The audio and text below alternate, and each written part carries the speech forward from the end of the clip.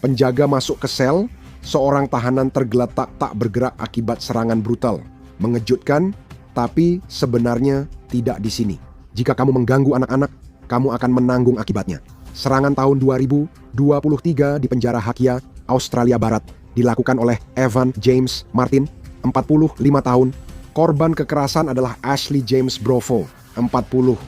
Saat darah berbusa di mulut dan ia terengah-engah, Martin berteriak, "Bayangkan wajah korbanmu, ucapkan selamat tinggal, lalu berikan pukulan mematikan." Dia bangga dengan tindakannya. Brovo pernah jadi korban pelecehan dan kekerasan saat kecil, namun tetap melakukan kejahatan keji. Dia adalah apa yang disebut narapidana Australia sebagai rock spider, yaitu predator yang dibalik jeruji justru menjadi mangsa. Dan kasus ini sangat menonjol. Brovo menjalani hukuman di unit perlindungan, area penjara, untuk mencegah kekerasan ekstrim. Pihak penjara menyatakan tidak ada indikasi kedua pria itu tak bisa ditempatkan bersama. Martin, yang disebut media sebagai supremasi kulit putih, selalu membaca dokumen atau dakwaan narapidana baru saat mereka masuk blok. Pemerintah Australia menjatuhkan hukuman penjara seumur hidup minimal 21 tahun kepada Martin atas pembunuhan. Dia tidak peduli. Awalnya dia dipenjara karena perampokan bersenjata, lalu memburu pelaku serupa jadi tujuan hidupnya.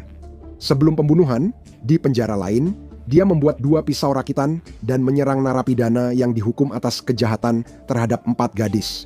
Pria itu selamat, namun mengalami 47 luka di wajah, leher, punggung, badan, dan lengan bawah. Martin mengatakan ke pengadilan bahwa ia menyesal pria itu tidak mati. Kisah ini seperti contoh lingkaran setan.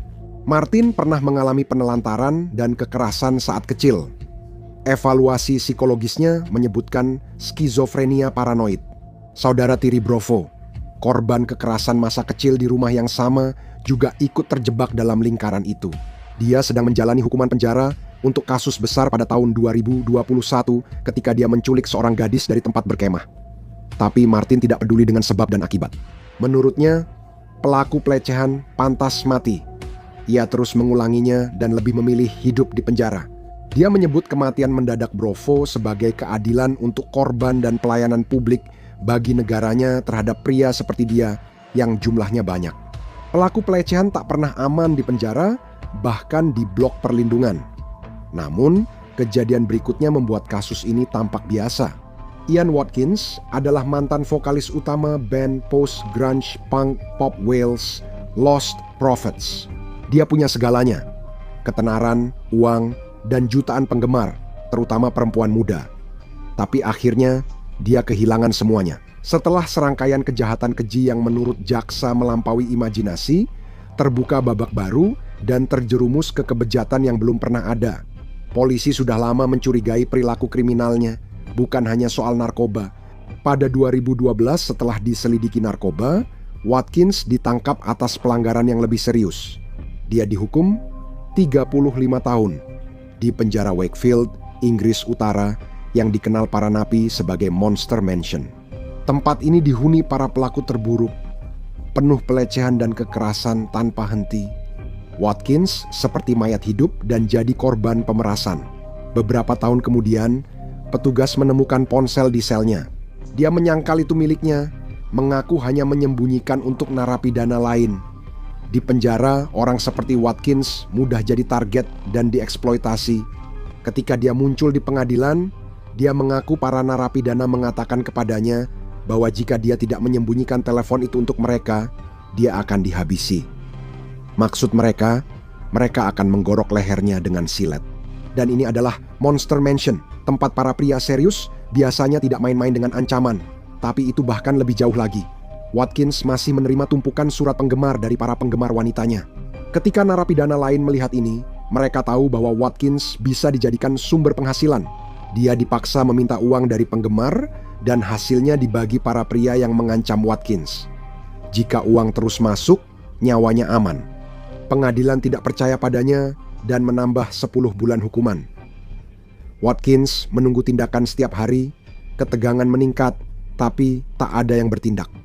Pada 2023 media Inggris melaporkan mantan bintang rock itu diserang 3 narapidana dan disekap di sel.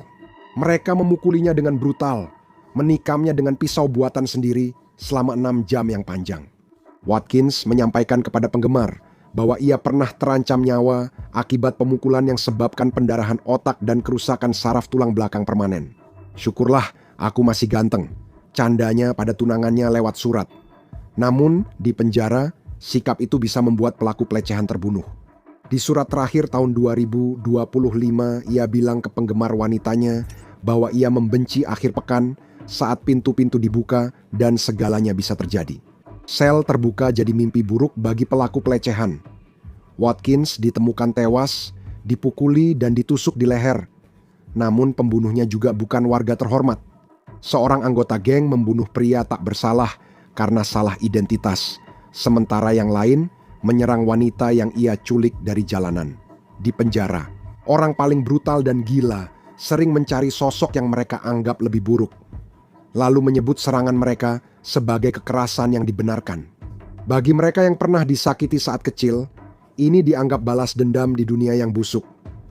Peristiwa di Arizona akan mendorong batas kekerasan di penjara lebih jauh lagi.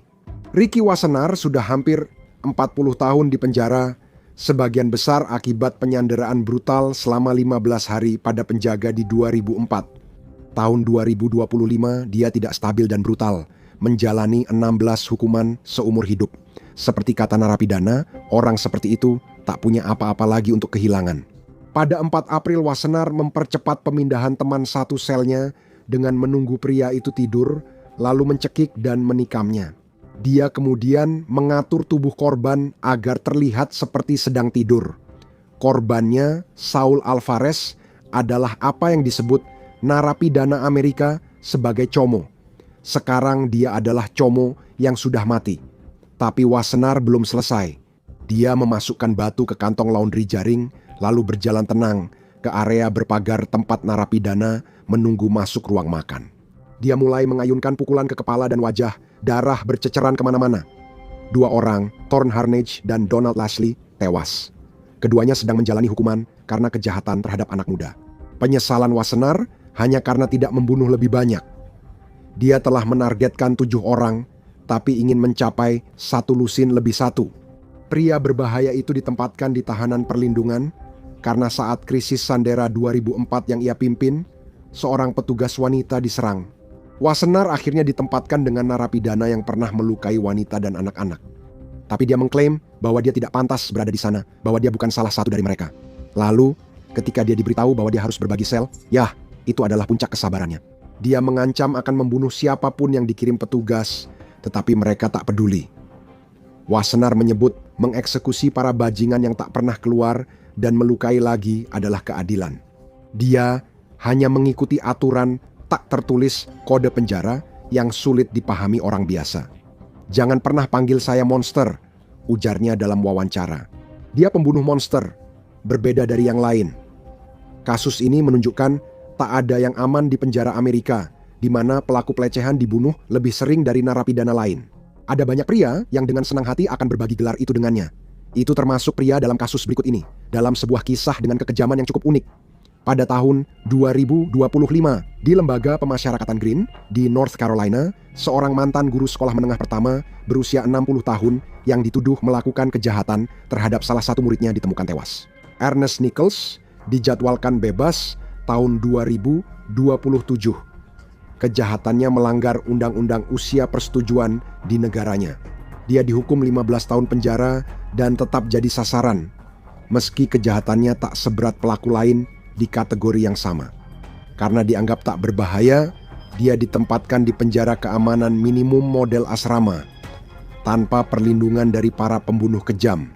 Seperti narapidana berusia 41 tahun, Wilbert Baldwin, Baldwin sedang menjalani hukuman mati karena pembunuhan tingkat 2. Suatu hari, dia mendekati Nichols di ranjangnya dan membunuhnya. Pihak berwenang tak merilis detail, namun Baldwin hampir 2 kali lebih besar dari Nichols dan cukup kuat, sehingga hasilnya tak mengejutkan. Kasus ini menunjukkan narapidana pelaku pelecehan tingkat rendah tetap tidak aman. Namun, pembunuhan belum tentu merupakan keadilan main hakim sendiri.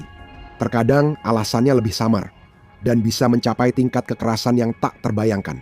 Rocky Ali Beeman, dipenjara di lapas Apalachee, Florida, atas berbagai kejahatan seperti pembunuhan, penculikan, dan perampokan.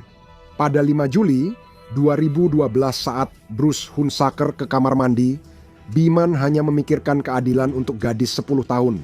Ketika Hunsaker mulai mandi, Beeman menyelinap dari belakang, mengeluarkan pisau buatan sendiri, dan menikamnya sebanyak 80 kali secara mengejutkan. Di pengadilan, dia bilang membunuh Hunsaker demi gadis itu dan keadilan, tapi sebenarnya ada alasan lain.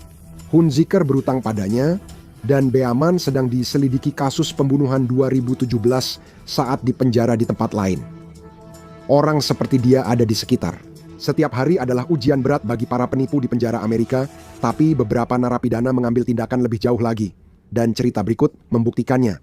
Pada 2020, Jonathan Watson, 41, narapidana di Fasilitas Perawatan Penyalahgunaan Zat dan Penjara Negara Bagian California, mengklaim seorang pelaku pelecehan dipindahkan ke bloknya.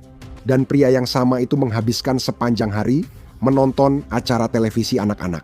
Padahal seharusnya ini adalah blok keamanan tinggi di penjara di mana para narapidana diawasi dengan ketat. Namun Watson, seorang terpidana pembunuhan, dengan mudah mendekati narapidana baru itu. Namanya David Bob, 48 tahun. Watson mengambil tongkat milik narapidana lain dan memukuli Bob hingga tewas. Tapi dia belum selesai. Saat menuju petugas untuk menyerahkan diri, dia melihat Graham DeLuis Conti, narapidana 62 tahun yang dipenjara karena pelecehan. Watson membunuh 2 orang dan memukuli 1 pria hingga tewas. Dalam surat ke Mercury News, Watson menyebut keputusannya sederhana dan merasa melakukan kebaikan untuk dunia. Namun, pihak berwenang tidak suka pria main hakim sendiri. Saat kamu pikir situasinya tak bisa lebih buruk, siklus keadilan di penjara memang tak pernah berakhir. Tahun 2016, Richard Huckle dari Inggris dihukum 22 kali penjara seumur hidup atas 71 tuduhan pelecehan. Saat menjadi misionaris dan guru bahasa Inggris di Malaysia, dia juga pernah ke India dan Kamboja, berpura-pura sebagai dermawan Kristen yang membantu anak-anak miskin. Pers Inggris saat itu menyebut dia mungkin manusia paling menyimpang yang pernah datang ke negaranya. Huckle adalah penjahat murni, penyendiri pendiam dan terpelajar yang membagikan fantasi menyimpangnya di dark web. Saat tiba di penjara Full Sutton, Inggris Utara, dia sudah jadi target. Namun, di usia 33 tahun pada 2019 hidupnya berakhir mendadak. Ini lebih dari sekadar pembunuhan. Dia telah dibantai, disiksa oleh seorang narapidana bernama Paul Fitzgerald, yang kemudian mengatakan bahwa dia sangat menikmati hal itu. Dia ingin prosesnya lebih lama dari 78 menit yang dibutuhkan Huckle untuk mati. Fitzgerald mengikat tangan, kaki, dan leher Huckle dengan kabel listrik.